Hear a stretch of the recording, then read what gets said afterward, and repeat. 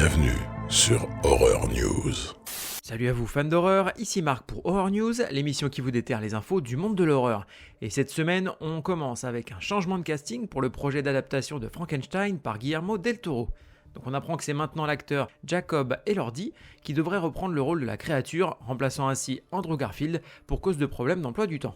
Le film sera produit, scénarisé et réalisé par Guillermo del Toro et devrait sortir sur Netflix. Carnet noir car on apprend le décès de l'actrice Tessa Farrow à l'âge de 72 ans. On a notamment pu la voir dans les films Zombie 2 de Lucio Fulci ou encore Anthropophagus de Joe D'Amato. La société de production de Steven Spielberg, Amblin Partners, vient de signer pour produire l'adaptation filmique de l'histoire courte Long Lost, écrite par Colin Bannon, et qui se veut être dans le genre de Rosemary's Baby. On y parlera d'une jeune mariée dont la vie va être chamboulée par le retour de l'ex-femme de son mari, présumée morte depuis des années. Après le carton du film Five Nights at Freddy's, une suite est évidemment mise en développement. C'est ce qu'a confié l'acteur principal du premier film, Josh Hutcherson, lors d'une interview récente. Le scénario serait en cours d'écriture afin de démarrer et de sortir le projet le plus vite possible, évidemment. Après un chef-d'œuvre comme le premier, toute cette précipitation, ça promet. Point box-office, avec le film Night Swim qui débute timidement pour son premier week-end d'exploitation, ramenant 17 millions de dollars au box-office mondial pour un budget de production de 15 millions de dollars. Les critiques quant à elles sont plutôt négatives et pour l'avoir vu, je comprends pourquoi. Si vous l'avez vu, n'hésitez pas à me dire ce que vous en avez pensé en commentaire.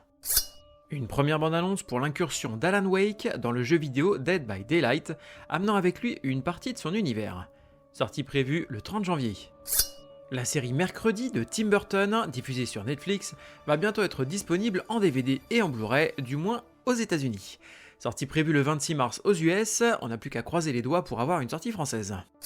Le scénariste et réalisateur David Bruckner, notamment connu pour Hellraiser 2022, devrait scénariser et réaliser un remake du Blob pour les studios Warner.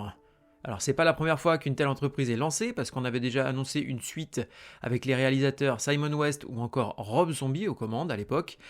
Il s'agirait donc du 4e film mettant en scène la gelée monstrueuse, après l'excellent film de Chuck Russell sorti en 88. Le casting du film Smile 2 grossit et après l'actrice Naomi Scott, c'est maintenant l'acteur Lucas Cage, notamment vu dans The White Lotus, qui rejoint le projet. Sortie prévue le 18 octobre 2024. Première affiche pour le film Sleep qui a fait sensation lors de la semaine de la critique cannoise. On y suivra la vie d'un jeune couple qui est bouleversé quand le mari devient somnambule et se transforme en quelqu'un d'autre la nuit tombée. Sa femme, submergée par la peur qu'il fasse du mal à leur nouveau-né, ne trouve alors plus le sommeil. Sortie prévue le 21 février. L'acteur Keanu Reeves, notamment connu pour Constantine, étend l'univers de son comics Berserker en co-écrivant un roman intitulé The Book of Elsewhere, se déroulant dans cet univers. On y suit un guerrier immortel à travers le temps qui cherche la clé de son immortalité ainsi qu'une façon de s'en débarrasser. Sortie prévue le 23 juillet en VO, donc on prévoit déjà une adaptation filmique et une série animée qui serait également dans les tuyaux. Et pour avoir lu le comics, c'est assez gore. Première affiche pour le film Sous la Seine du réalisateur Xavier Jans. On y suivra une biologiste marine et le chef de la police fluviale de Paris, alors qu'ils vont tout faire pour sauver les participants du championnat du monde de triathlon face à un requin venu faire un tour dans les eaux de la Seine. Sortie prévue cet été sur Netflix. Nouvelle vidéo pour la promotion du film Imaginary de Lionsgate et Blumhouse sous forme de fausse pub pour l'antagoniste du film, l'ours en peluche appelé Chauncey. Donc dans ce film, on suivra une jeune femme revenant dans sa maison d'enfance avec toute sa famille, mais sa belle-fille va développer une relation étrange avec un ours en peluche qui n'est pas ce qu'il semble être. Sortie prévue le 6 mars au cinéma. Nos prières ont été entendues. La suite tant attendue de la franchise 28 jours plus tard, intitulée 28 ans plus tard, semble enfin bouger. The Hollywood Reporter a annoncé que les réalisateurs et scénaristes historiques de la franchise, donc Danny Boyle et Alex Garland, devraient chercher à vendre les droits de diffusion dans les jours à venir. Une bande-annonce pour le FPS prévu sur PlayStation 5 est intitulée Son and Bone, qui s'annonce comme un survival face à des créatures préhistoriques et autres dinosaures. Alors après la bande-annonce du jeu Jurassic Park Survival, on peut dire que les dinosaures ont la cote en ce moment. L'actrice et réalisatrice Maggie Gyllenhaal prépare le tournage de son remake du film La fiancée de Frankenstein, sobrement intitulé La fiancée, et qui devrait débuter en mars. Le casting compte notamment Penelope Cruz en fiancée, Christian Bale en Frankenstein et Peter Sarsgaard en inspecteur. Première vraie bande-annonce pour la série spin-off de The Walking Dead intitulée The Walking Dead, The Ones Who Live. On y suivra Michonne et Rick qui sont plongés dans un autre monde, construit sur les cendres d'une guerre avec les morts, et en définitive d'une guerre avec les vivants. Peuvent-ils se retrouver et se rappeler qui ils étaient dans un endroit et une situation différents de tout ce qu'ils ont connu ? Sont-ils ennemis, amants, victimes ? Sans l'un et l'autre, sont-ils même vivants ou vont-ils découvrir qu'ils sont eux aussi des zombies ? Sortie prévue le 25 février sur AMC. Ça sent le soufre pour la suite des films L'Exorciste, lancé par le film L'Exorciste Dévotion. Le réalisateur David Gordon Green ne dirigera pas les futurs films officiellement pour cause d'emploi du temps incompatible, et le duo Universal et Blumhouse lui cherche un remplaçant en urgence, vu que la sortie du prochain film était datée pour le 18 avril 2025. Du coup, Universal a sorti le film de son calendrier de sortie en attendant. Première bande-annonce pour le film de monstres du collectif Radio Silence, intitulé Abigail, avec entre autres Melissa Barrera et Juan Carlos Esposito au casting. On y suivra une bande de criminels tentant de kidnapper une jeune fille apparemment innocente, mais qui va s'avérer en fait être une vampire doublée d'une ballerine, donc une sorte de ninja, vous allez pouvoir le voir dans la bande-annonce. Sortie prévue le 19 avril au cinéma US. L'acteur Laurence Fishburne, notamment connu pour son rôle de Morpheus dans Matrix, rejoint le casting de la saison 4 de la série The Witcher en tant que Régis, personnage présent dans les livres et les jeux vidéo de la franchise. Le magazine Empire révèle sur la couverture de son dernier numéro le retour du casting original de SOS Fantôme, dans le nouveau film SOS Fantôme La Menace de Glace. Le petit plus, c'est qu'on voit que le personnage de la secrétaire Janine, interprétée par Annie Potts, sera de retour également. Je suis Buffy, la tueuse de vampires, et vous ? Côté sortie cinéma, on va avoir Godzilla Minus One. Le Japon se remet à grand-peine de la Seconde Guerre mondiale qu'un péril gigantesque émerge au large de Tokyo. Un kamikaze déserteur traumatisé par sa première confrontation avec Godzilla, voilà l'occasion de racheter sa conduite lâche pendant la guerre. Sortie prévue le 17 janvier. Pauvre créature. L'incroyable histoire de l'évolution fantastique de Bella Baxter, une jeune femme ramenée à la vie par le docteur Godwin Baxter, un scientifique brillant et peu orthodoxe. Sortie prévue le 17 janvier. J'ai vu l'exorciste 2747 fois, à chaque fois je me marre comme un bossu. Côté VOD, DVD et Blu-ray, on va avoir Punch en VOD. Une jeune fille célébrant sa dernière soirée dans sa ville natale est traquée par un mystérieux tueur portant un masque de Monsieur Punch. Sortie prévue le 16 janvier. Le Manoir hanté chez ESC en DVD et Blu-ray. Inspiré de l'attraction mythique des parcs Disney, le Manoir hanté raconte l'histoire d'une mère et son fils qui engagent une équipe de pseudo-experts pour les aider à chasser les différents spectres et fantômes qui hantent leur maison. Sortie prévue le 17 janvier. Sunrise en VOD.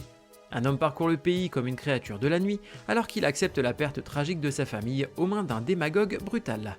Sortie prévue le 19 janvier. Vous savez aussi bien que moi qu'aucun vampire ne peut boire de l'eau bénite. Côté streaming, alors cette semaine, si vous n'habitez pas en Amérique du Nord ou si vous n'avez pas un VPN, c'est bien dommage pour vous. Donc on va commencer avec Blue Eyes of the Broken Doll sur Shudder.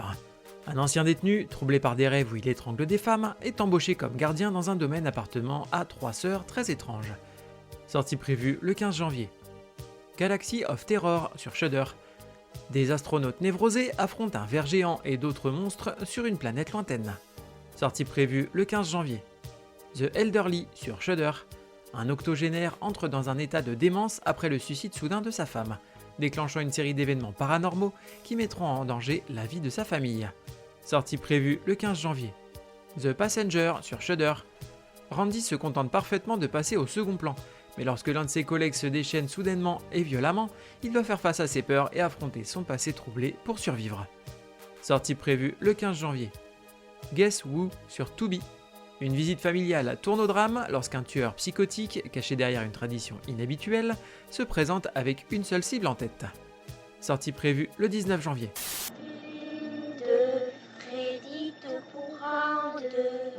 Côté série, on va avoir Has Been Hotel saison 1 sur Amazon. Suivez Charlie, la fille du diable, dans sa quête pour gérer un hôtel qui a pour but d'offrir une possibilité de rédemption à des damnés afin d'éviter leur massacre annuel à cause de leur surpopulation. Sortie prévue le 19 janvier. Côté livre, on va avoir World War Wolves, tome 4 chez Soleil en comics. Frappé par un mal extrêmement contagieux d'une nature indéfinie, une grande partie de la population américaine s'est progressivement transformée en horde de lycanthropes. Les survivants, fuyant les grandes villes infestées, se sont regroupés en communautés autonomes. Se déplacer en dehors de ses refuges, c'est flirter avec sa propre mort. Au fil du temps, les loups aussi s'organisent, et une nation se met en place. Une nation dont la nourriture est l'homme. C'est dans ce contexte que nous suivons les destins parallèles de plusieurs personnages dans ces nouveaux États-Unis. Sortie prévue le 17 janvier. La nuit des morts vivants de John Russo, en livre aux éditions Faute de Frappe. D'après le film éponyme de George Romero, un classique de l'horreur dans une édition spéciale 50e anniversaire. Il vous est proposé en texte intégral, dans une nouvelle traduction, et avec une préface inédite de l'auteur lui-même. Tirage limité à 1000 exemplaires. Sortie prévue le 18 janvier. Les Voraces de Gaylord Camp et Hervé Hernu, aux éditions Faute de Frappe. Il y a plusieurs années, Antoine Abbott a connu le succès grâce à son roman Dans la tête d'un assassin. Seulement, la gloire est éphémère et sa chute brutale. Jusqu'au jour où il reçoit une proposition très lucrative et crée des histoires à partir d'objets livrés chaque semaine dans un carton à l'étrange logo. Un seul mot d'ordre, il faut que ça saigne. Antoine va alors plonger dans un engrenage fatal. Sortie prévue le 18 janvier. L'œuf de Chris Anthem, aux éditions Faute de Frappe. C'est l'histoire de comment t'en es venu à raconter des horreurs et à les vivre.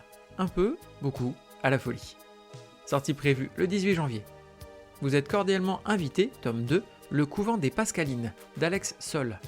1963. 3 fillettes décident d'impressionner les autres enfants du village et franchissent les grilles du défendu couvent des Pascalines, abandonné depuis presque 100 ans.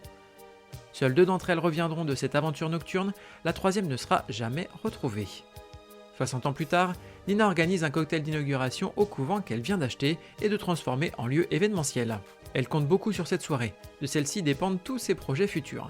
Cependant, parmi les 200 invitations envoyées, une seule parvient à destination, celle de Jeanne, sa sœur enceinte, qui a toujours possédé une sensibilité unique. Ce dont lui permet de deviner une silhouette blanchâtre, l'esprit d'une jeune femme éventrée qui lui urge de quitter les lieux. Qui est-elle? Pourquoi lui indique-t-elle de partir? Et pourquoi les pierres du couvent se mettent-elles à trembler? Sortie prévue le 18 janvier.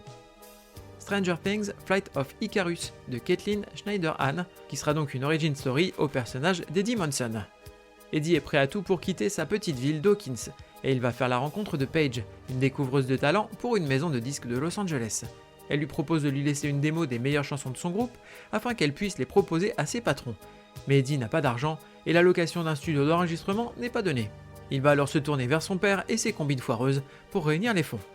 Sortie prévue le 18 janvier. Basket Full of Heads, en version nomade chez Urban Comics. Une jeune fille se retrouve confrontée à 4 prisonniers évadés qui vont enlever son petit ami. Elle va alors se lancer à leur poursuite armée d'une bien étrange hache viking aux propriétés plutôt particulières. Les têtes qu'elle tranche restent en vie. Sortie prévue le 19 janvier. Côté jeux vidéo, on va avoir Home Safety Hotline sur PC. Vous entendez des bruits? Vous voyez des choses? Appelez la hotline de sécurité à domicile. Nos opérateurs sont à votre disposition, attendant de vous donner les réponses dont vous avez besoin pour protéger votre maison de toutes sortes de parasites et de dangers domestiques. Sortie prévue le 16 janvier. Dreadout 2 sur Nintendo Switch. Jeu d'horreur à la 3e personne qui s'inspire de légendes urbaines indonésiennes, dans lequel vous incarnez Linda, une lycéenne dotée de la capacité de sentir et de voir les fantômes. Sortie prévue le 18 janvier. Rotten Flesh sur PC. Vous êtes coincé dans les égouts à la recherche de votre chien adoré, Roy. Il va falloir utiliser votre micro pour l'appeler, et s'il vous entend, il aboiera en réponse. Mais vous allez vite vous rendre compte que vous n'êtes pas seul dans ces égouts, et que l'intrus n'est pas exactement humain. Soyez raisonnable dans vos appels vers Roy, et prenez garde à tout ce qui pourrait faire du bruit et révéler votre présence. Sortie prévue le 20 janvier. Où avez-vous caché ce bébé? Mais quel morceau? Terminons cet épisode par une reco, et ce sera la newsletter de Violaine de Charnage. Envie d'une nouvelle gratuité inédite de l'autrice Violaine de Charnage?